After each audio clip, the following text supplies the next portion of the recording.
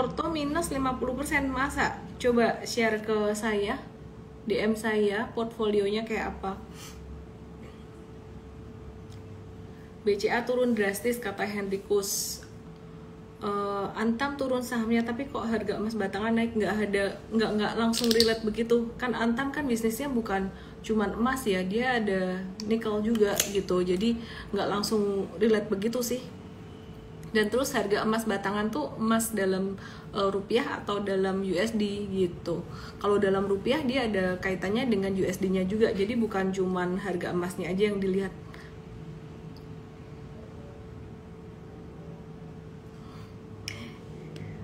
Baiklah, kita mulai ya dari IHSG dulu ya. Aduh, kalau market sepi gini peluangnya apa ya? Peluangnya nanti kita lihat. Yang pertama kita mau bahas IHSG-nya dulu. ICB ntar kita bahas juga ya habis ini.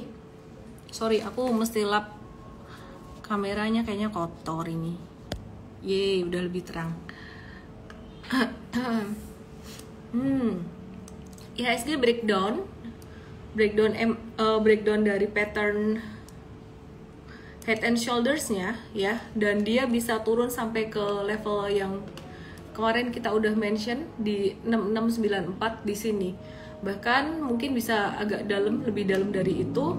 Dan breakdown-nya karena saham big cap perbankan ya, jadi masih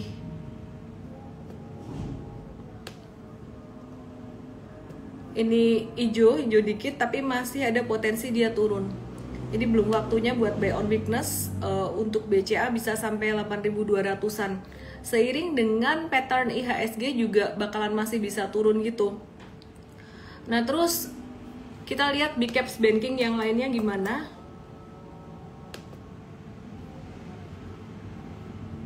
BMRI masih stagnan, belum turun. Justru kita cari yang udah turun aja. BCA ya, terus ini BRI dia malah naik, kita cari yang lagi turun aja, market lagi kayak gini. Terus BBNI dia turun, jadi masih sama seperti kemarin. BNI hijau sih, hijau dikit, tapi dia belum terlalu banyak juga turunnya, jadi kita lebih prefer ke BCA-nya. BRI dan BCA sama-sama naik, cuman BBCA ini naik setelah dia koreksi lumayan signifikan gitu. Dan aku ngelihatnya untuk banking ini naiknya hari ini tuh belum terlalu kuat ya, masih ada potensi untuk dia akan lanjut turun lagi. Banyak yang minta di reviewin Antam, aku akan review Antam dulu sebelum nanti aku kasih lihat untuk view aku ke market gimana. Antam udah turun banyak, wait and see dulu aja sampai ke area support, dekat-dekat area support gitu, sampai ke level 19.15an, 19.10 sampai 19.15an gitu. Jadi ini angka yang cukup krusial, 19.10 sampai 19.15 tuh didapat dari support beberapa kali. Dia jatuh di November 2022 tapi dia nggak tembus ke bawah, jadi bentar lagi kena support.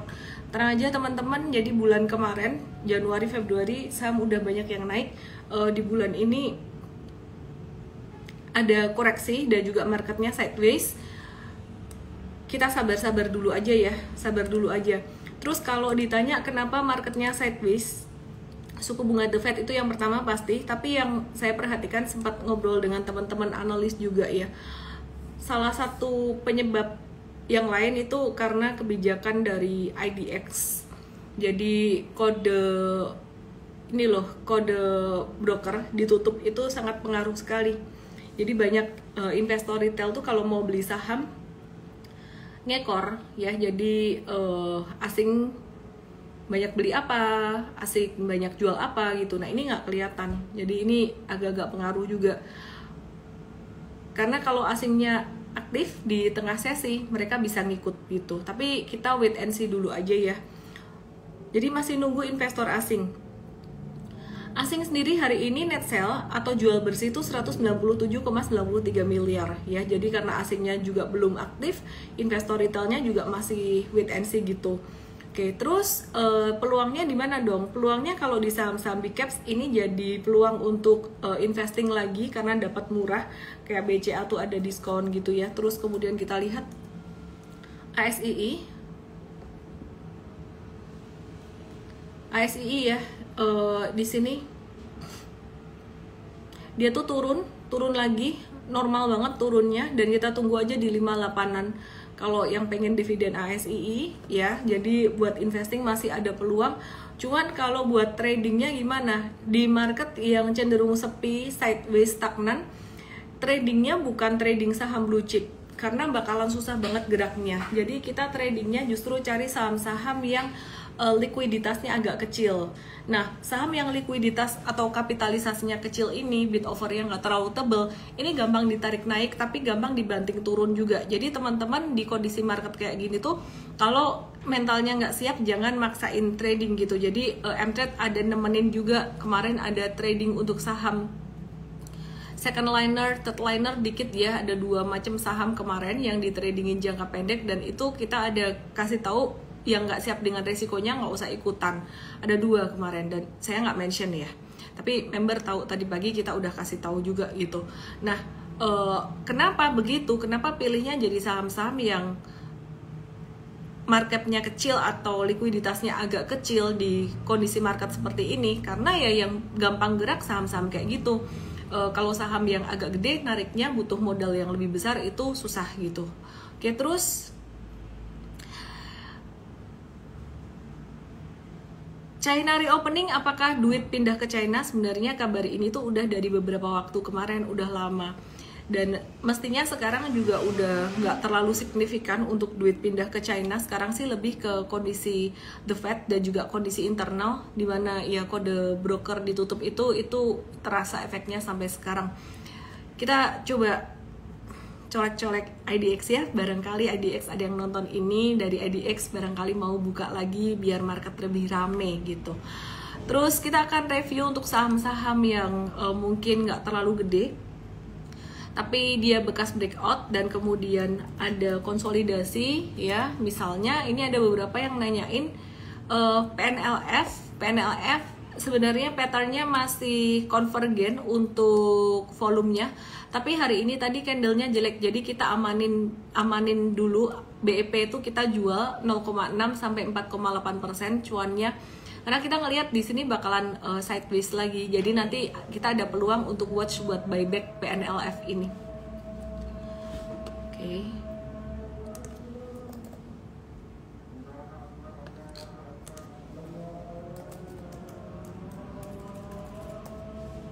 Bentar ya.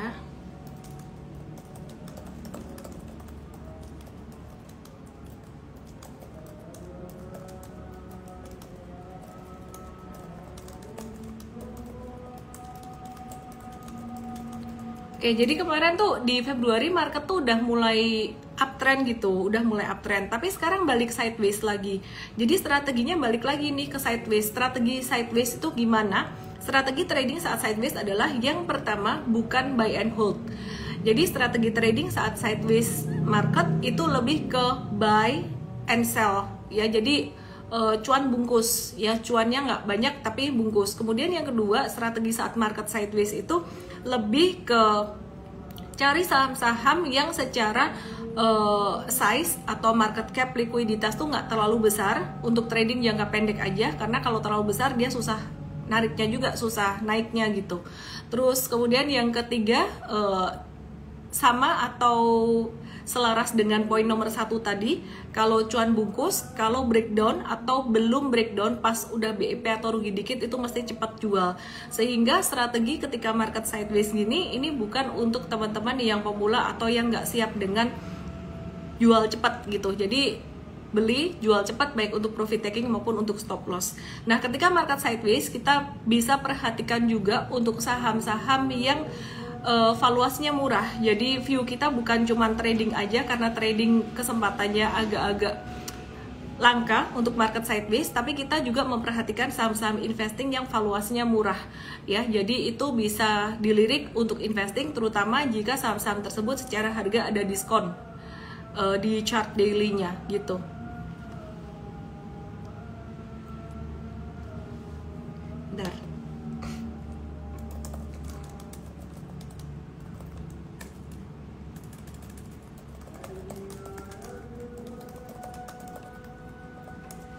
Oke.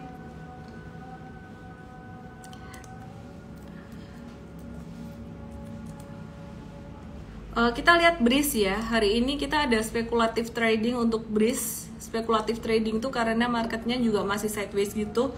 Jadi kita ngelihat M-Trade tadi ada trading ini, cuman kalau besok udah naik udah telat ya. Ini kalau mau real time jadi member M-Trade aja.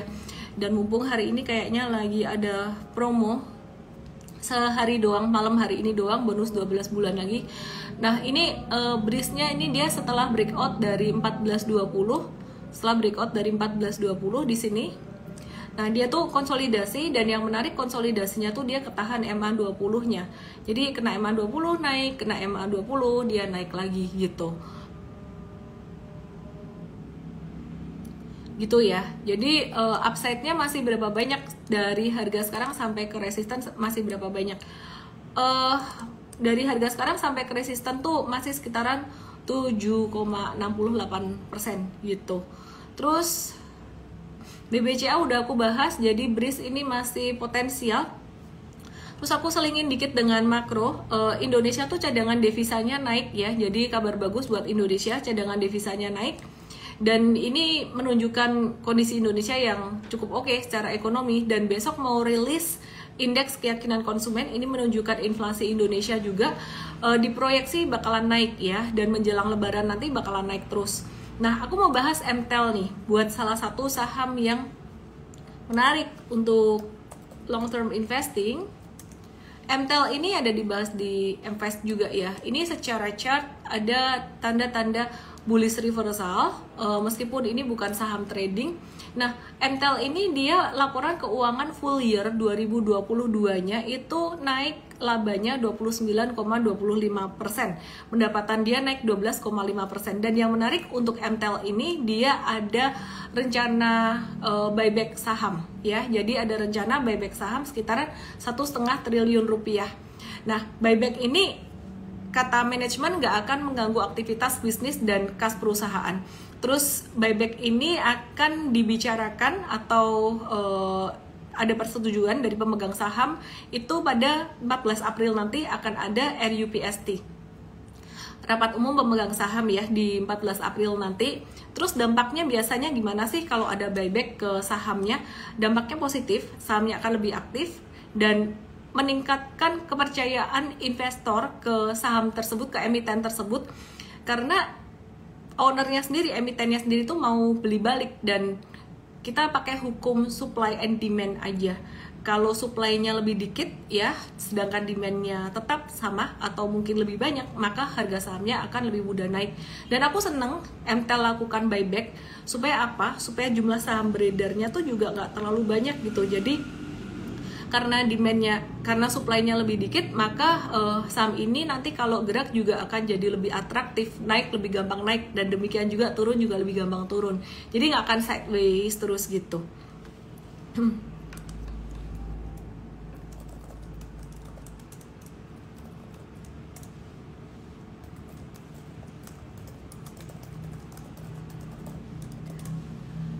Disclaimer guys, karena dia geraknya lambat banget, biasanya teman-teman investor itu gak sabar nunggu naiknya.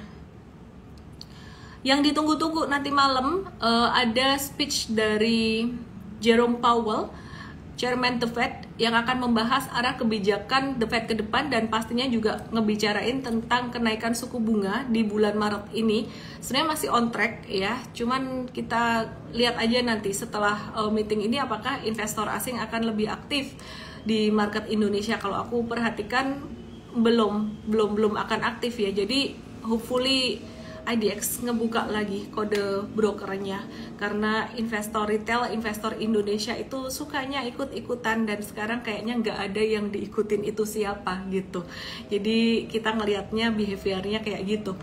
Terus kita mau review untuk CPO, saham CPO tuh kemarin tuh udah trennya dari sideways bawah, dari downtrend sideways bawah, terus kemudian mau naik gitu. ya. Jadi saham CPO trennya habis turun sideways, udah mau naik, ternyata dia gagal breakout, dia balik lagi ke stage satunya, gagal menuju stage 2-nya. Nah, salah satu sentimen dari sektor CPO ini adalah karena India berencana menaikkan pajak impor minyak kelapa sawit atau CPO. Jadi kenaikan pajak impor tersebut akan mengakibatkan kenaikan harga CPO di India dan mengakibatkan produk CPO Indonesia itu jadi kurang atraktif di India, harganya jadi akan lebih mahal. Dan ini dampaknya negatif buat produsen CPO di Indonesia. Kita akan lihat untuk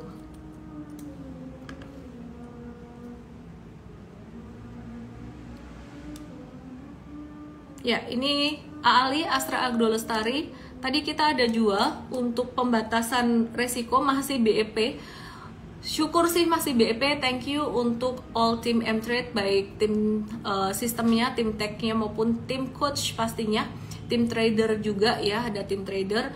Nah, ini sistem kita ini jual BEP ya, masih BEP, belum sampai rugi gimana. Ya meskipun kita mengakui dalam trading, M-Trade juga pastinya ada stop loss juga, ada pembatasan risiko jual rugi maksudnya ada.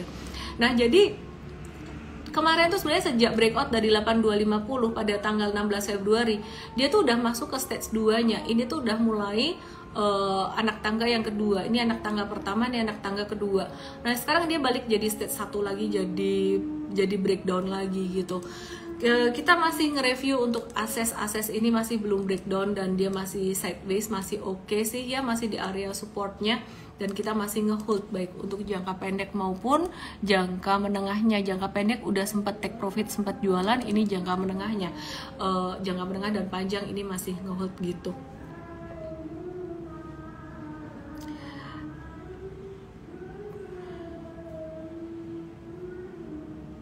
Kita lihat Saratoga, gimana kabarnya Saratoga?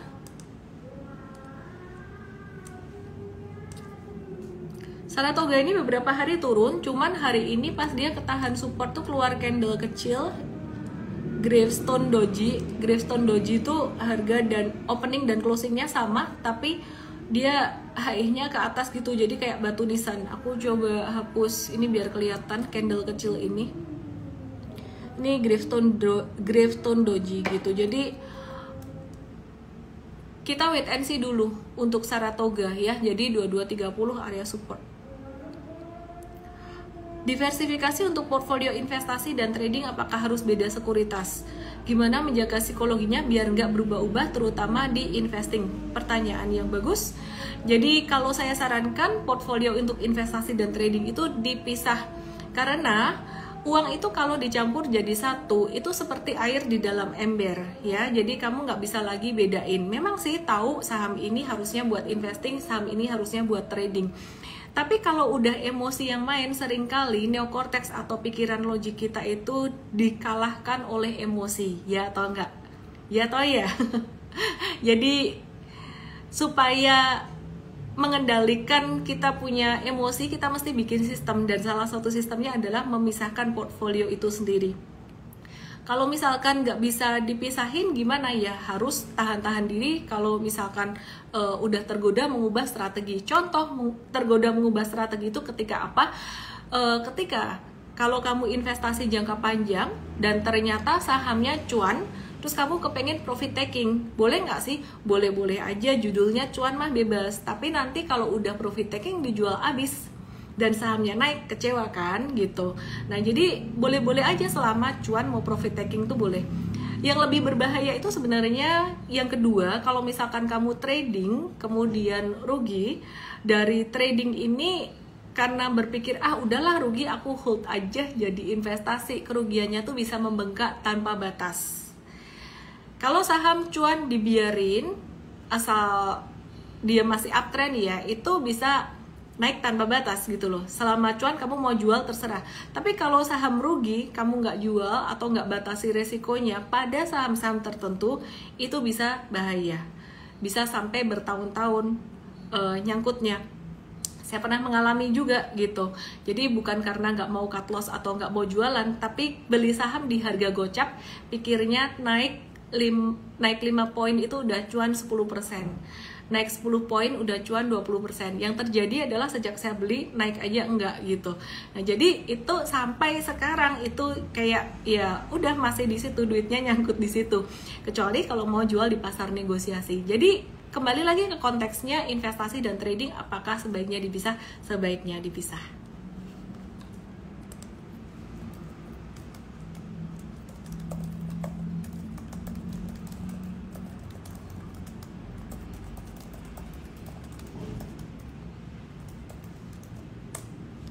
Oke deh.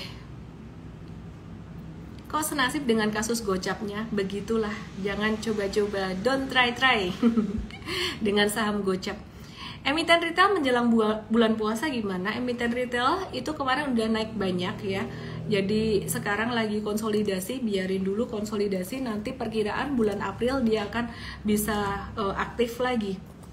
Jadi yang kemarin konsolidasi itu setelah naik lumayan signifikan ada saham Era Jaya Swasembada dan juga RALS. Dia jadi masuk ke masa sideways-nya sekarang. RALS malah udah turun dan kita udah jual. Jangka menengah itu cuan sekitar 10-14%. Jadi kita kasih lihat ya. RALS itu kita jual pas dia breakdown dari MA 50-nya. Kenapa nggak jual pas breakdown MA 20-nya? Karena kita lihat dia masih bisa naik, ada konsolidasi ya. Anyway, kita mau kasih kesempatan saham ini untuk bertahan di atas support di 660, tapi begitu breakdown dari 660 kita jual.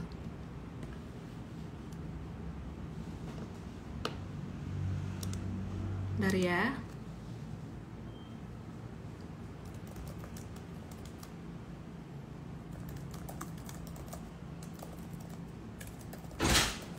Bentar, IG live.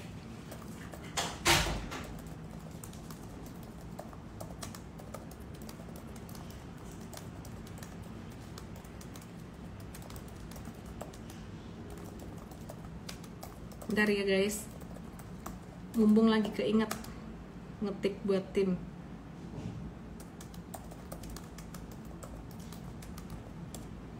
Oke deh, Ases udah pernah, tadi udah aku bahas Asesnya, Breeze juga udah aku bahas. Trading forex nggak? Dulu aku trading forex, tapi kayaknya aku lebih seneng di saham. Aku nggak suka yang harus mantengin. Terus forex itu kan buka 24 jam ya, nggak ada berhenti-berhentinya gitu loh. Jadi pengalaman aku dulu malah hidupku diperbudak oleh trading.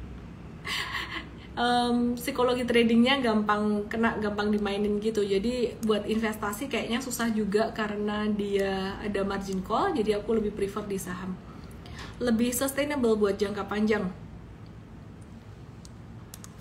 ICBP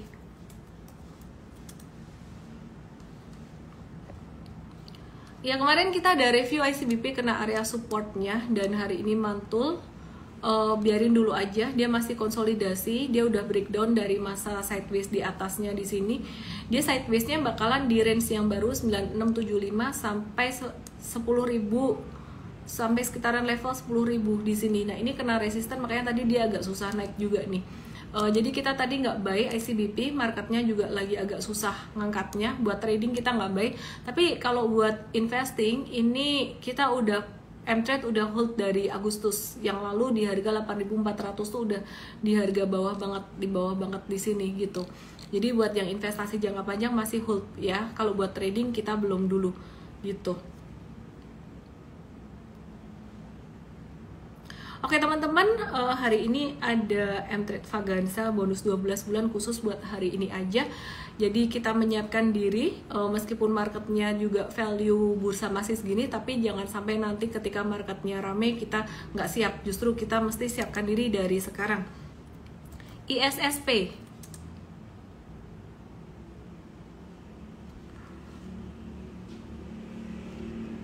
masih konsolidasi, kita akan move high Pak Teddy. Kita akan move coba ke ESA.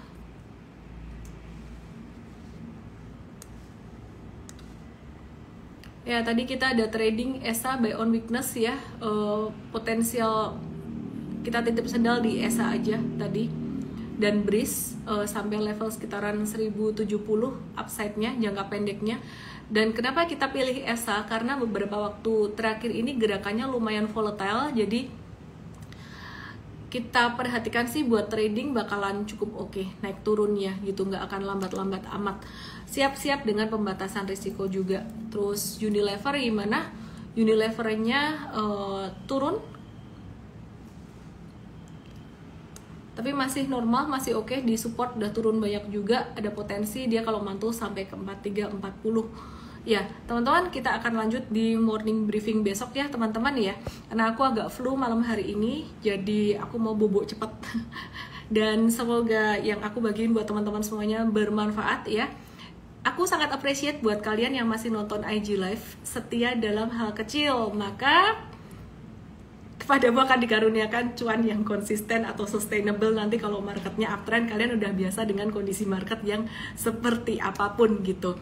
Jadi makanya kita kasih bonus buat teman-teman juga di M3 tuh biar semangat ya, biar nggak patah semangat yang baru mau mulai belajar. Semoga bermanfaat semuanya, salam profit dan sehat selalu. Dadah.